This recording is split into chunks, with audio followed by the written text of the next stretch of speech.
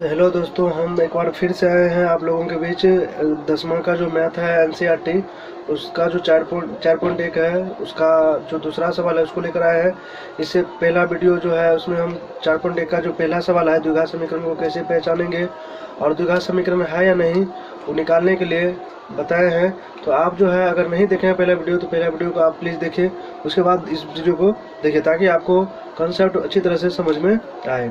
तो उम्मीद करते हैं कि आप मेरे YouTube चैनल से जुड़ गए होंगे और जुड़ जाएंगे तो आपको जो है हमारे वीडियो की सारी नोटिफिकेशन आपको मिलती रहेगी, ठीक है ना। अगर आप बेहतर तैयारी करना चाहते हैं तो आप ज़रूर हमारे चैनल से जुड़ जाइए और हमारे परिवार का सदस्य बनिए ताकि हम एक दूसरे को अच्छी तरह से जान सके, ठीक ना।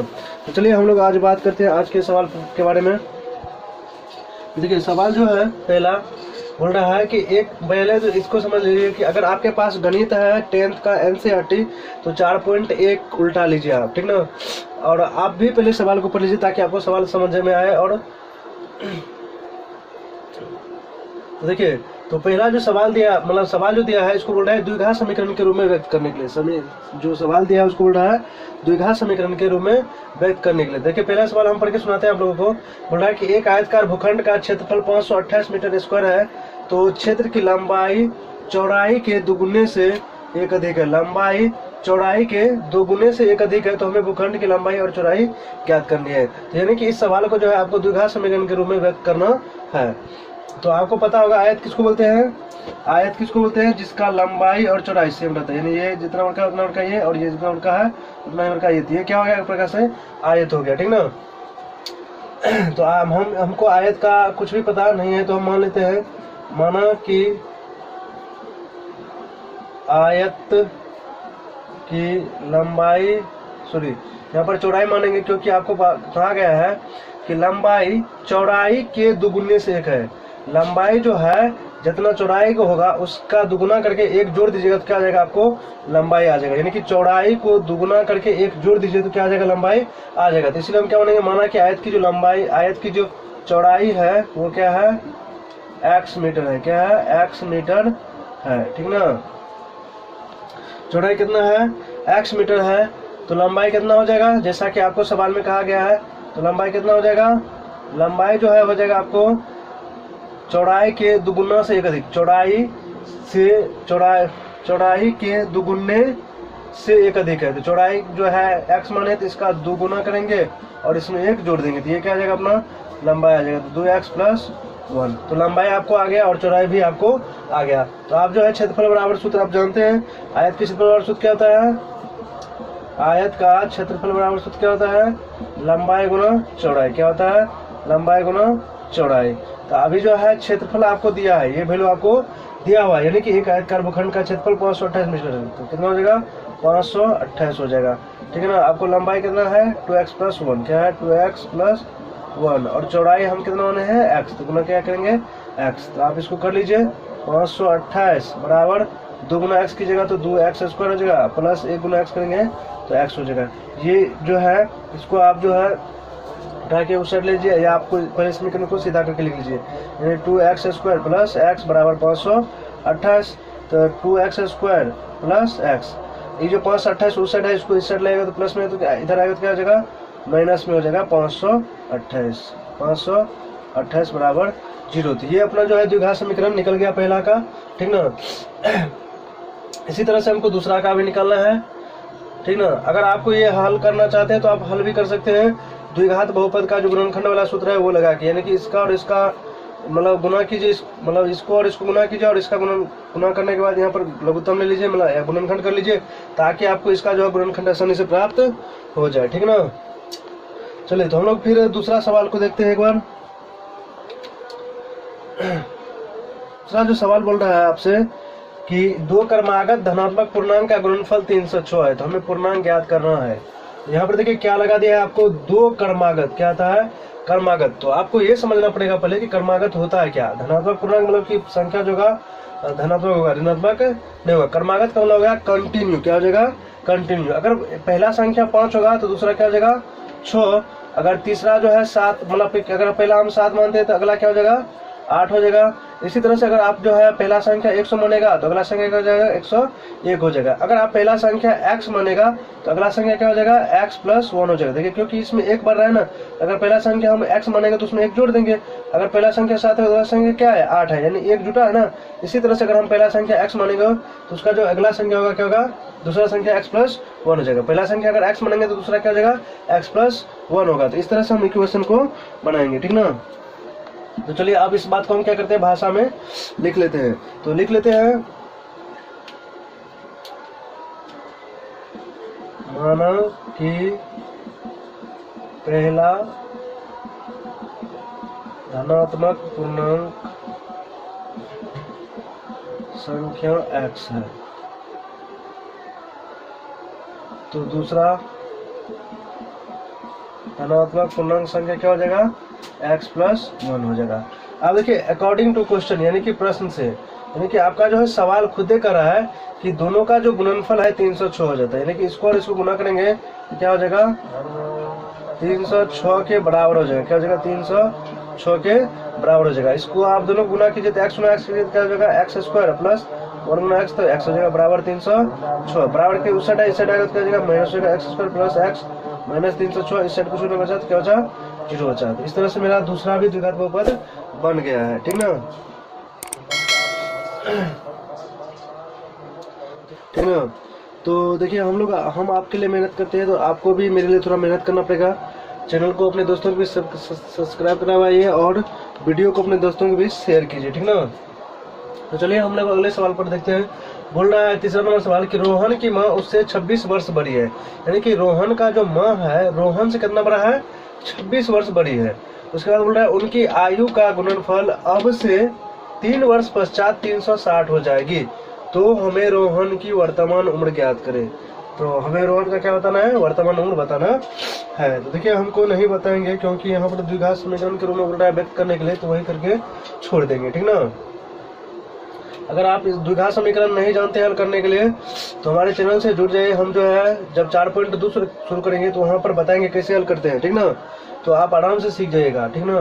तो चलिए हम इसको हल करते हैं। तो मान ले, देखिए रोहन का अगर उम्र आपको पता चल जाए तो उसके माँ का उम्र भी पता चल जाएगा, नहीं चल जाएगा। तो माना कि रोहन का वर्तमान उम्र कितना है, x वर्ष है। हम क्या मान लिए हैं कि रोहन का जो वर्तमान उम्र है कितना है, x वर्ष है। देखिए रोहन की माँ उससे 26 वर्ष बड़ी है, तो इसका मतलब क्या हुआ कि जब रोहन x वर्ष का है तो इससे जो उसकी माँ है 26 वर्ष बड़ी होगी, x वर्ष है, तो रोहन की माँ का उम्र क्या हो जाएगा, x + 26 वर्ष हो जाएगा। क्या हो जाएगा, x + 26 वर्ष हो जाएगा, ठीक ना। अब देखिए क्या बोल रहा है, 3 वर्ष पश्चात, क्या बोल रहा है, 3 वर्ष पश्चात, 3 वर्ष पश्चात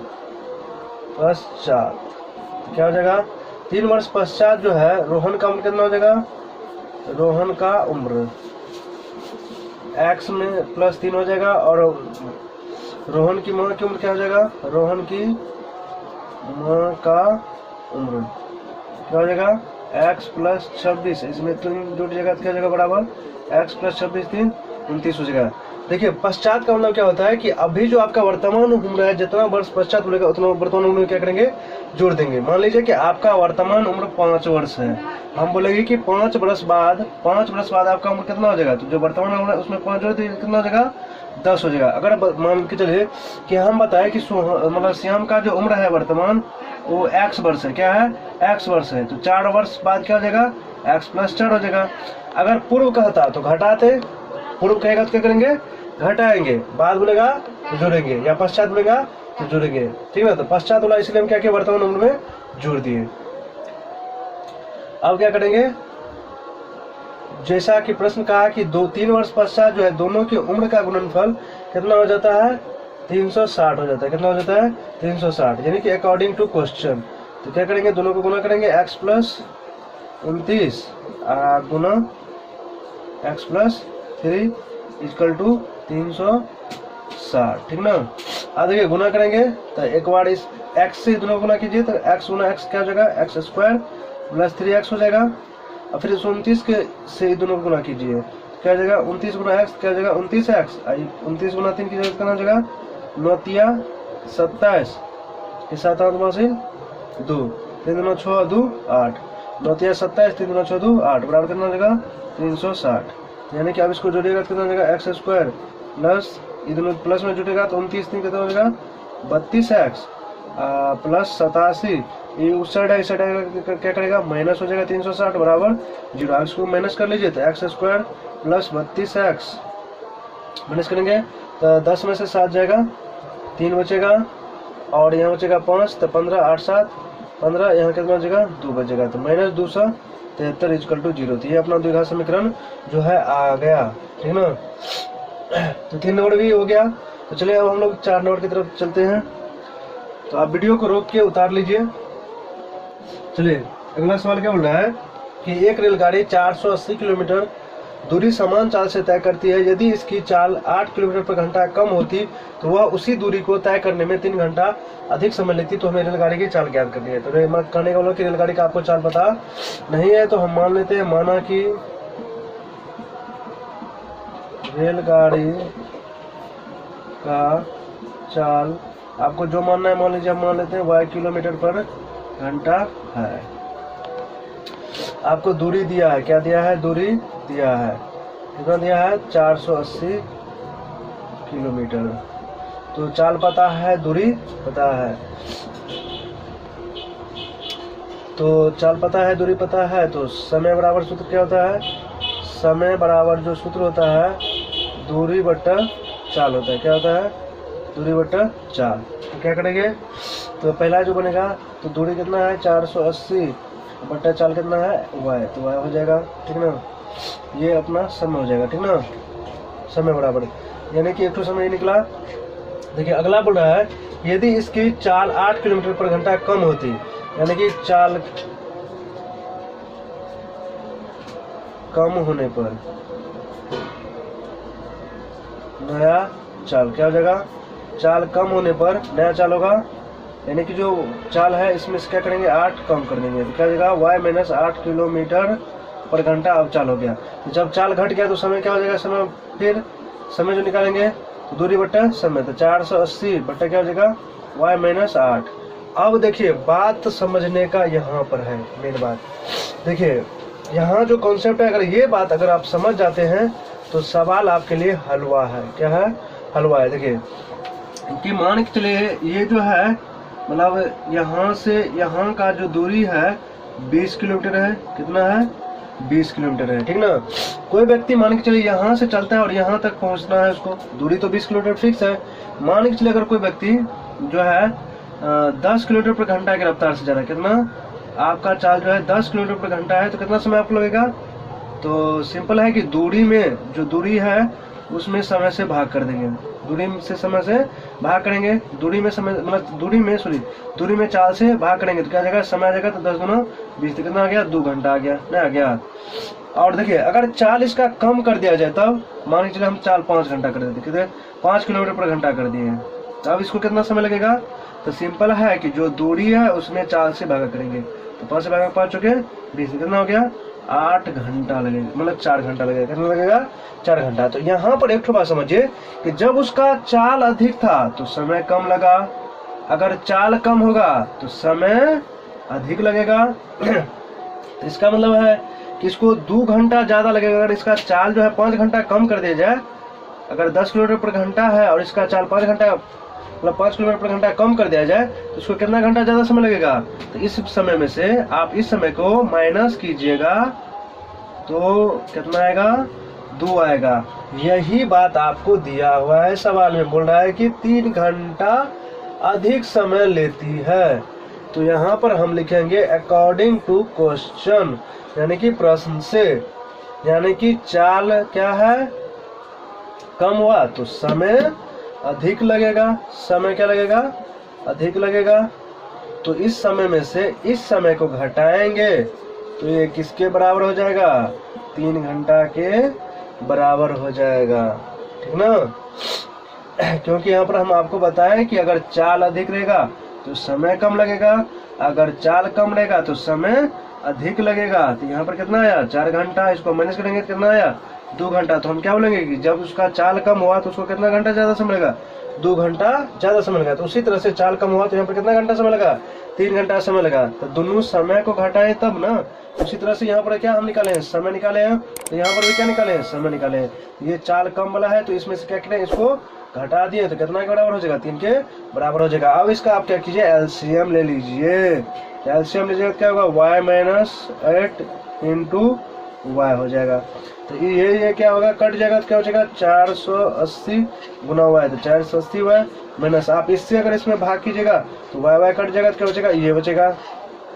और इससे इसको गुना करेगा तो क्या हो जाएगा 480 y माइनस यहाँ पर इसको कोष्ट में घेरना पड़ेगा क्योंकि मतलब डबल चिन्ह है। और इसको क्या करेंगे, गुना करेंगे 8 से, तो 0 के 0, 8 8 64 के 4, हाथ हासिल 6, 8 चौके 32 6 और 30, और बराबर कितना हो जाएगा, 3 के बराबर हो जाएगा। ठीक ना। तो चलिए हम इसको अब हल कर लेते हैं। यहाँ बगल में